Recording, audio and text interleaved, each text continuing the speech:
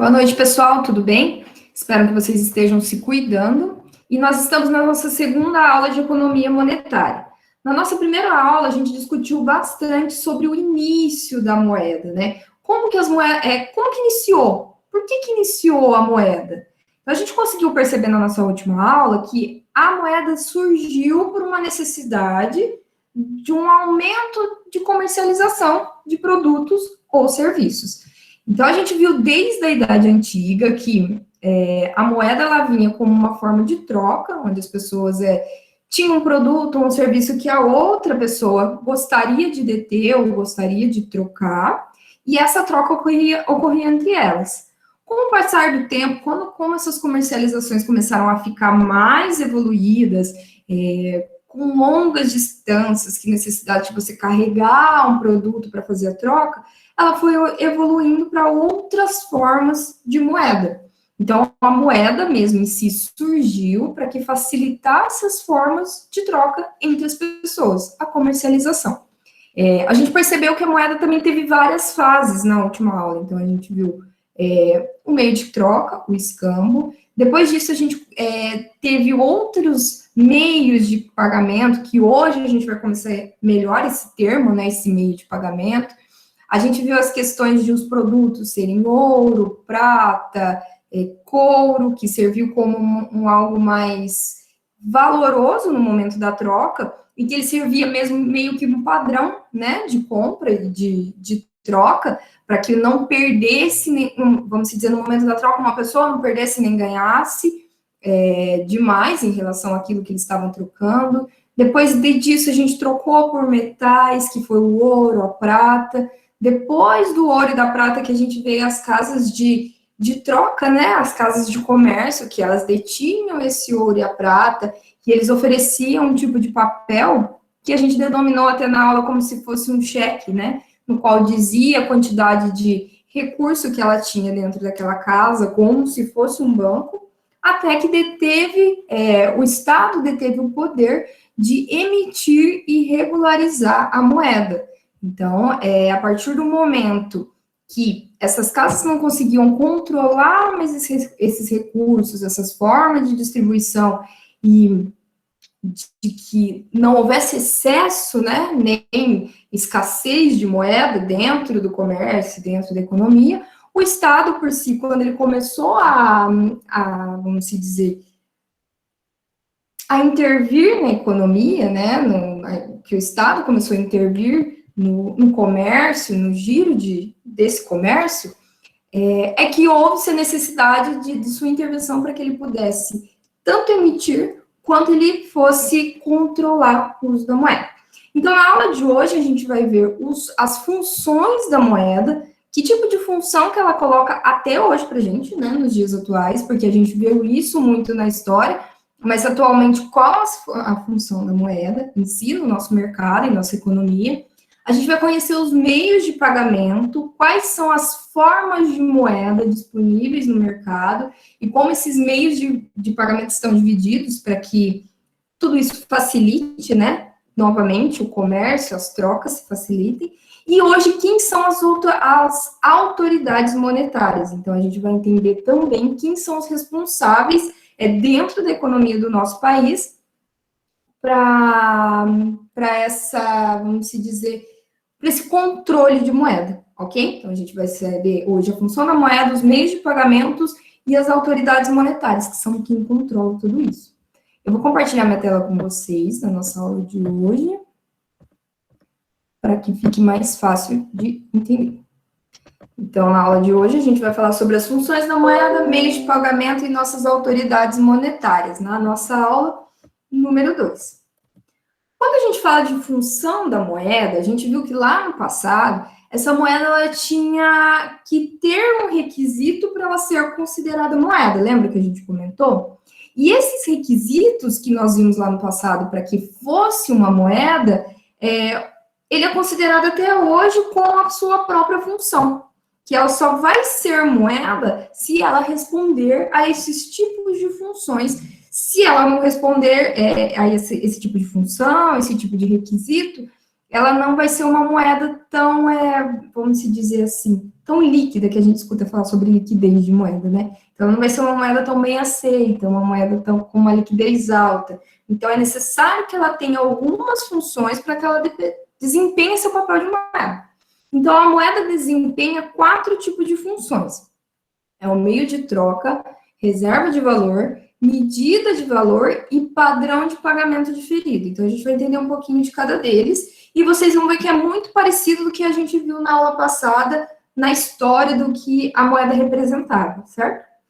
Então, a função meio de troca é a função mais importante que a moeda exerce.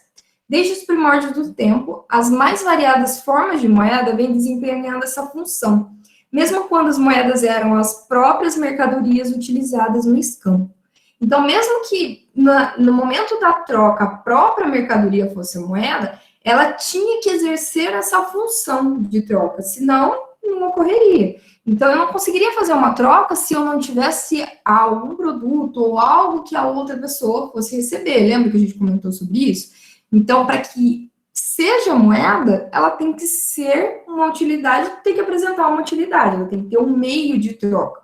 Então, hoje, quando vocês vão fazerem uma compra, por exemplo, numa loja, e vocês só têm bitcoins para pagar, e essa loja não aceita bitcoins. Então, provavelmente, essa moeda, esse meio de troca, não é tão eficiente naquele momento, certo? Então, a gente pode considerar que a moeda, para ela ser eficiente, ela deve ter sua função de troca. Da mesma forma, dependendo das suas situações, outros meios de pagamentos não são aceitos, ok? Mas ele deve exercer esse meio de troca para que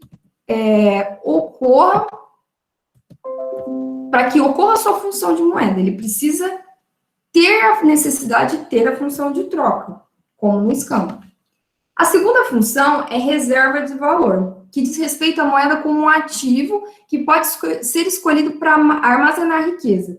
Então, é como se ele fosse realmente algo que você pode guardar, e isso pode gerar valor no futuro, certo? Então, é como se você pudesse armazenar a riqueza. Então, a moeda torna-se um elemento de entesouramento, de estoque de riqueza, quando é retirado de circulação. Ou seja, a moeda que você tem hoje no bolso, ela pode ser uma reserva de valor, mas ela não é uma riqueza armazenada. Conseguem compreender essa diferença? Então, mas essa moeda que está no bolso hoje, ou na guardada da sua bolsa, debaixo do colchão, ela pode ser um armazenamento de riqueza. Então, reserva de valor é todo aquele ativo que pode ser armazenado e que pode ser gerado riqueza. E a moeda torna-se um elemento de entesouramento, de estoque de riqueza, quando é retirada de circulação. Como a moeda pode ser transformada em bens e serviços a qualquer momento, ela pode ser definida como sendo representante universal da riqueza. Ou seja, por mais que você deixe guardado, que você tenha essa reserva de valor, a partir do momento que você retira essa reserva que está guardada e você vai até o mercado trocar em troca de algum produto ou serviço, essa moeda ainda deve ser aceita.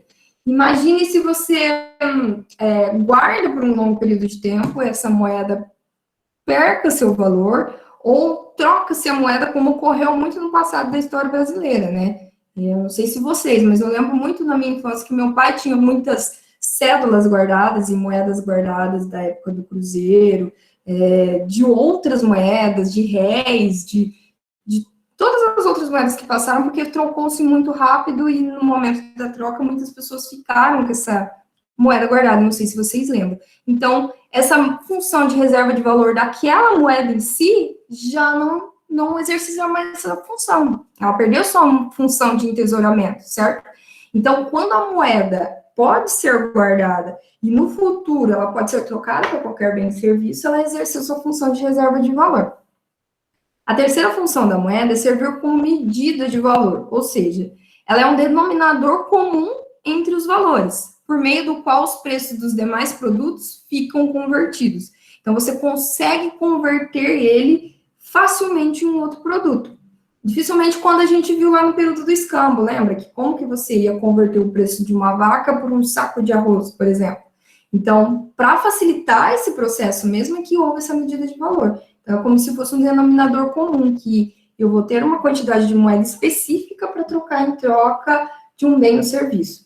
Todos os bens e serviços de uma economia assumem a forma de preço, que é expresso em uma unidade monetária comum. Então, cada país exerce, né, possui sua unidade monetária comum, e toda vez que você for trocar em troca de um bem e serviço, essa unidade monetária vai ser expressa, certo?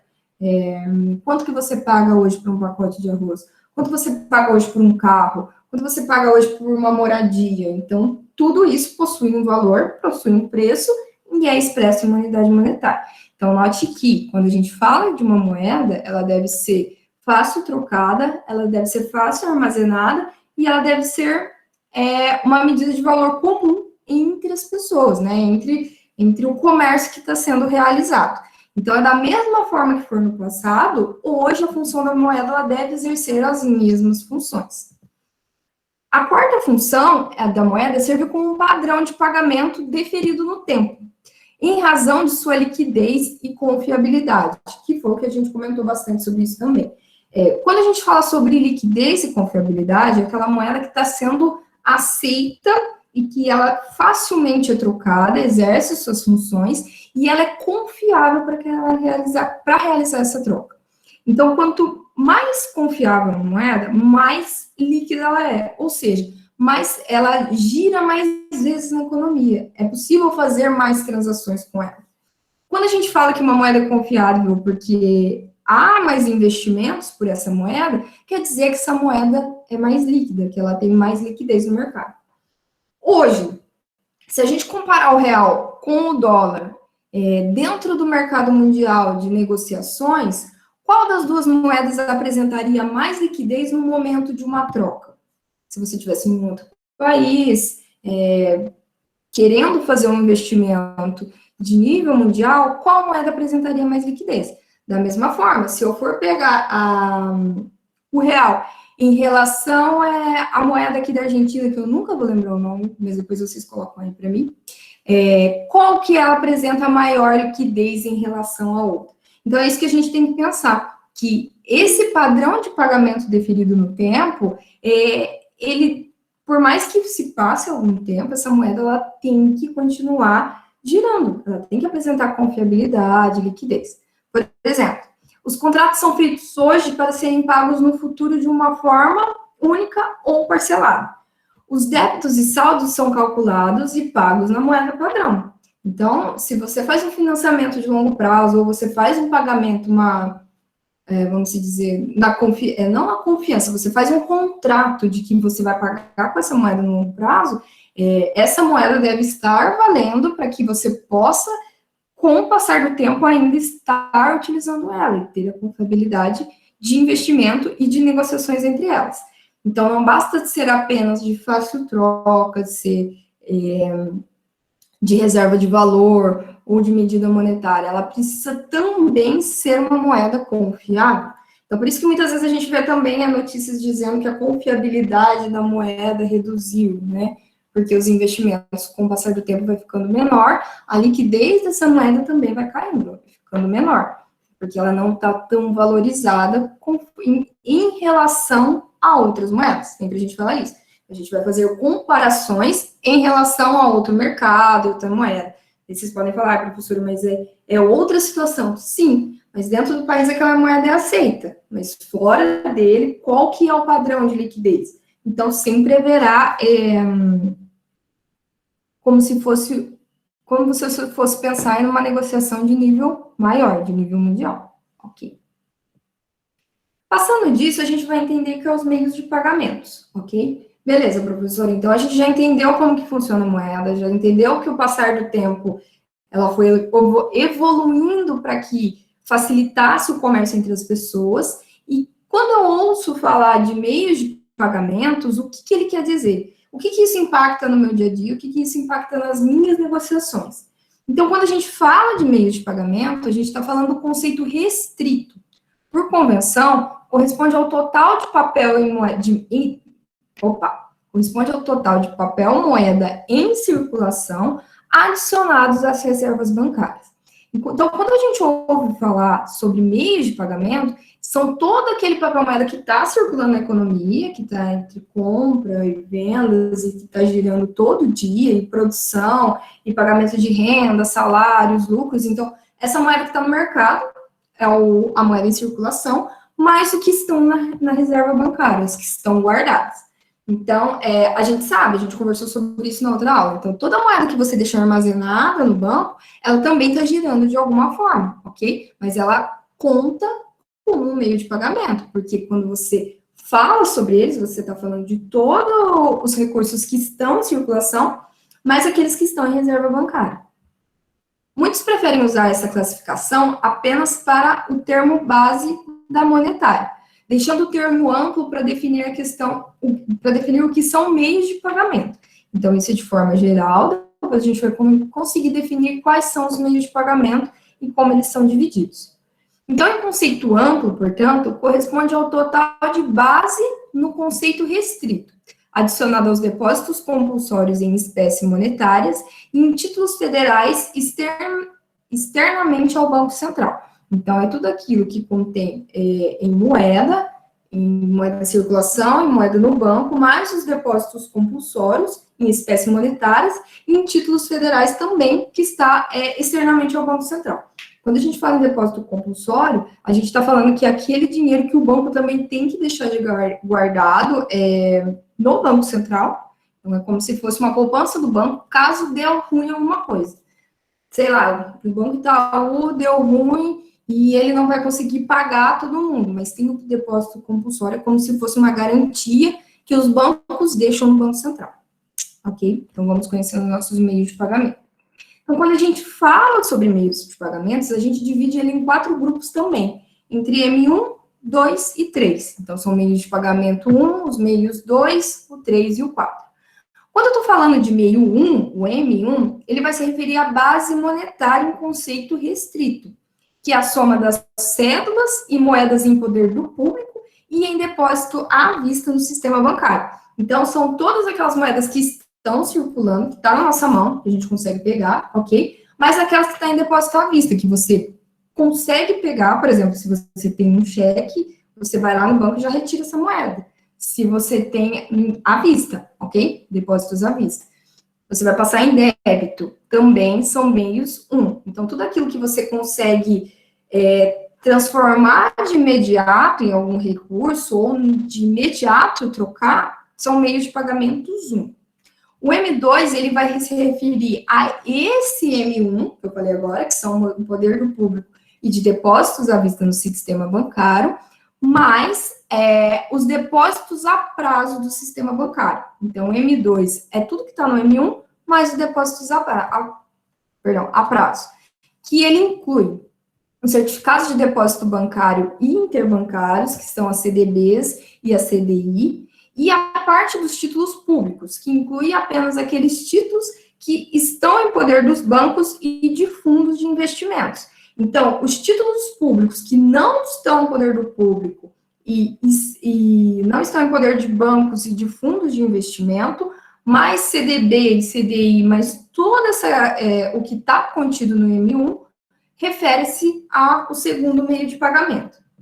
O segundo meio de pagamento refere-se ao M2, mais os depósitos em caderneta de poupança. Então, eu acho que conforme a gente vai pulando de um meio para o outro, ele vai adicionando outros tipos de pagamento. São outras formas que a gente pode dizer que você também consegue converter em algum tipo de moeda, ok? Você consegue trocar isso em moeda, então ele se torna um meio de pagamento. E o M4, ele vai se referir a M2 e M3, então tudo que a gente falou, adicionando ao restante dos títulos públicos em poder de bancos e de fundos de investimento, além de alguns títulos privados, como as letras hipotecárias e letras de câmbio. Então, o que a gente consegue perceber? Que os meios de pagamento são todo o dinheiro que está composto, né? Todos os recursos que estão compostos dentro da economia. Então, não é somente aquele dinheiro que você tem no momento. Então, é esse dinheiro à vista, os depósitos à vista, mais os depósitos a prazo, mais aqueles que são títulos públicos que não estão no poder do banco, que são ainda em poder do Estado, mais a caderneta de poupança, que é todo aquele recurso que está guardado na poupança e que ele não tem rendimento tão grande. Então, você pode ver que esses outros títulos, eles também fazem parte dos meios de pagamentos, mais o M4, que são tudo isso que a gente falou, mais os fundos de investimentos, títulos privados, letras hipotecárias, que são outros tipos de investimento. Quando a gente fala desses investimentos, que você tem um M1, por exemplo, você tem um M1, que é um depósito à vista, você pode transformar ele em M4, porque você está investindo esse dinheiro para que você pegue ele no longo prazo e que você vai receber esse recurso de alguma forma, você recebe algum juro por isso. Por quê? Porque se ele está em poder do banco, o banco está gerando todo esse meio de pagamento para gerar mais meios de pagamentos. Então, note que como se fosse um círculo realmente. Então, a gente depende do M1 para que a gente consiga chegar nos outros M's, né? No M2, no M3 e no M4. E assim você consegue ter outras formas de pagamento, outros meios de pagamento. Entendendo isso, a gente precisa conhecer quem que cuida de tudo isso. Então, eu sei a função da moeda, eu sei quais são os meios de pagamento, mas quem são as autoridades monetárias? Quem são os responsáveis para estar gerindo todo esse contexto que a gente viu até agora? Então, as autoridades monetárias, elas são um conjunto de instituições e organizações que estabelecem normas e as executam, no sentido de controlar o volume de moeda em circulação, de meios de pagamento e as condições de crédito e de financiamento na economia. Então, essas autoridades monetárias, elas estabelecem e executam as normas do meio monetário e também ela controla o volume de moeda em circulação, dos meios de pagamentos em circulação, bem como as condições de crédito e de financiamento vão ser feitas na economia. Lembra que a gente comentou, eu não lembro em qual aula que foi, se foi mesmo monetário, vocês podem me corrigir, que muitas vezes o Estado na economia do setor público. O Estado intervém na economia para facilitar não, e ele acaba respondendo pela forma de consumo das famílias. Lembra que a gente falou isso? Então, quando essas autoridades monetárias, muitas delas que ainda estão vinculadas ao Estado, acabam criando condições tanto de crédito e de financiamento que acabam também impactando no consumo das famílias, certo? De como essas famílias vão ter esses créditos e esses financiamentos, bem como a quantidade de volume de moeda que tem na economia, para que elas continuem consumindo ou não, certo? Então, as autoridades monetárias no Brasil, hoje, elas são constituídas pelo Conselho Monetário Nacional e o Banco Central do Brasil. A gente ainda tem o Comitê de Política Monetária, o COPOM, que ele é um órgão auxiliar ao Banco Central, então ele não é uma autoridade monetária, ele auxilia, e a gente tem o Banco do Brasil, que também deixou de ser uma autoridade monetária ao perder a conta movimento em 1986, mas ele integra hoje um órgão de apoio às autoridades monetárias. Então, para o caso brasileiro, basicamente, a gente tem o Conselho Monetário Nacional e o Banco Central do Brasil como as autoridades principais. O Comitê de Política Monetária e o Banco do Brasil, eles compõem esses órgãos, mas como auxiliares. Então, vamos entender melhor um pouco o que cada um faz. Quando a gente fala de Conselho Monetário Nacional, ele acaba sendo um conselho de política econômica do país, por ser responsável pela fixação das diretrizes da política monetária, creditícia e cambial. Atualmente, seu presidente é o próprio ministro da Fazenda. Então, a gente sabe que o ministro da Fazenda é indicado pelo presidente, certo? Dessa forma, o Estado acaba intervindo nas políticas monetárias que vão ser feitas, através do Conselho Monetário Nacional e do seu presidente, que é o próprio ministro da Fazenda. Então, todas as diretrizes traçadas para o desenvolvimento econômico e para as políticas econômicas do país pelo Estado, é através do Conselho Monetário Nacional que isso é definido, que isso é planejado, né? Ele é responsável por pela fixação das diretrizes da política monetária. O Banco Central do Brasil, ele é um órgão responsável por executar para executar as normas que o Conselho Monetário colocou. Então, o Conselho Monetário estabeleceu uma política econômica para o país, o Banco Central ele é responsável por executar e regular o sistema financeiro nacional, que são os demais bancos, seja banco, cooperativa, financeiras, casas de crédito que a gente vê aí, todas elas são reguladas reguladas pelo Banco Central, que regula o sistema financeiro nacional, né? Então, o Banco Central do Brasil ele vai estar regulando todo esse sistema. Então, suas atribuições agir como banco dos bancos, gestor do sistema financeiro nacional, executor da política monetária, banco emissor da moeda e banqueiro do governo. Então, o Banco Central do Brasil hoje, ele representa o banco dos bancos, como a gente ouve muito falar, né? Então, ele que está responsável por toda essa administração, bem como a emissão da moeda. Note que essa emissão de moeda é baseada em políticas econômicas que são traçadas para o desenvolvimento econômico. Então, é como se fosse uma cadeia, ok? Então, o que a gente tem principal hoje de autoridades monetárias é o Conselho Monetário Nacional e o Banco Central do Brasil, BACE. Aí, os outros órgãos que a gente ouve falar e que a gente conhece são os órgãos de apoio, que vão estar auxiliando o desenvolvimento tanto do Banco Central como do Conselho Monetário Nacional. O Conselho de Valores Mobiliários, a CDM, ele é um órgão normativo, voltado ao mercado de ações e debêntures. Ele é vinculado ao governo federal e seus objetivos podem ser sintetizados em apenas um: o fortalecimento do mercado acionário. Então, quando a gente fala de Conselho de Valores Imobiliários, eles estão voltados para o mercado acionário, para o controle e desenvolvimento também desse mercado, desse segmento especificamente. Já o Banco do Brasil, conforme a gente mencionou, até janeiro de 86, ele era assemelhado a uma autoridade monetária. E mediante os ajustamentos da conta-movimento do Banco Central e do Tesouro Nacional, ele deixou de ser uma autoridade monetária. Hoje ele é visto quase que um banco comercial comum, embora ele seja responsável ainda pela Câmara de Compensação e esteja sob tutela do governo federal para arcar, por exemplo, com créditos agrícolas e também forçar uma baixa geral da taxa de juros, pelo seu poder de concorrência com os bancos privados. Então, hoje ele é quase um banco comercial, mas ele ainda consegue fazer algumas, como que a gente pode falar? Com auxílio com o governo, ele consegue fazer algumas coisas que os outros bancos não fazem. Aqui a gente citou o crédito agrícola, mas a gente viu bastante aquela época da Minha Casa Minha Vida. Não, mentira. Minha Casa Minha Vida é Caixa, esquece. Pula, vamos para o banco agrícola, exatamente.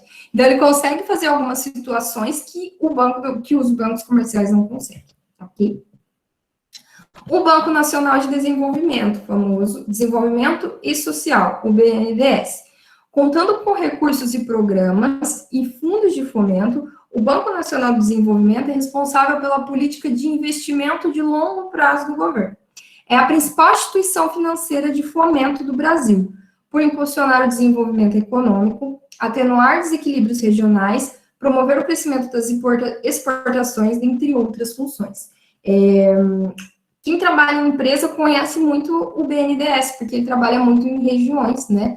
Então, a gente consegue, através de recursos estaduais, federais, o BNDES consegue fazer essa distribuição. Então, alguns desequilíbrios regionais, alguns financiamentos especiais, ofertas de créditos especiais, a gente escuta falar muito através do BNDES. Então, ele é um banco que também ajuda a, vamos dizer, distribuir essa renda através das políticas econômicas. E a Caixa Econômica Federal. A Caixa ela está mais voltada para o setor social, para financiamento habitacional e saneamento básico, construção de rede de água e de esgotos, por exemplo, com recursos oriundos principalmente das cadernetas de poupança, do FGTS e do Fundo de Assistência ao Trabalhador. Então, esses fundos, que são vamos dizer que são os recursos que estão armazenados a longo prazo, eles são destinados para, vamos dizer assim, para auxiliar uma parcela da população que não tem acesso a alguns tipos de financiamento, como habitacional ou de saneamento, e eles utilizam esses recursos que também são de poder do Estado, para que ele consiga impulsionar através das atividades econômicas de desenvolvimento. Então, notem que as autoridades monetárias, elas normatizam e controlam, e eles têm os órgãos de apoio que conseguem executar. E esses órgãos de apoio também conseguem, além de executar, eles distribuem também para órgãos comerciais, que muito desses, por exemplo, dos recursos do BNDES, que não tem alguma conta física, eles direcionam para bancos comerciais. E esse controle, todo quem deve fazer é o Conselho de Valores, não, volta, quem que faz? O Banco Central do Brasil, ele acaba, ele executa, né? E quem controla tudo isso é o Conselho Monetário. Então, que ele cria e ele tem o seu controle, certo? Eu acho que é isso, porque eu não falei nenhuma besteira. Então, da seguinte forma, quando a gente fala sobre moeda, a gente precisa entender os seus conceitos, certo? Qual é a função? Os meios de pagamento, como a moeda está dividida, como esses meios de pagamento pode chegar até a gente, e quais são as autoridades monetárias e seus órgãos de apoio. Então, a gente tem quem cria, quem regulamenta e quem executa. Tudo isso voltado através de políticas econômicas e políticas monetárias voltadas para o desenvolvimento econômico. Então, tudo que a gente viu em setor público que mostra que o Estado acaba intervindo para que as políticas econômicas sejam desenvolvidas e que sejam impulsionadas e que reduza cada vez mais essa desigualdade entre as classes sociais, esses bancos conseguem acabar direcionando. Certo, pessoal? Se tiver alguma dúvida ou questionamento, vocês podem me perguntar. Não esqueça de fazer as atividades. Quem não assistiu a aula, assista e me manda o resumo para poder ganhar presença, ok? Muito obrigado, pessoal, e até a próxima aula.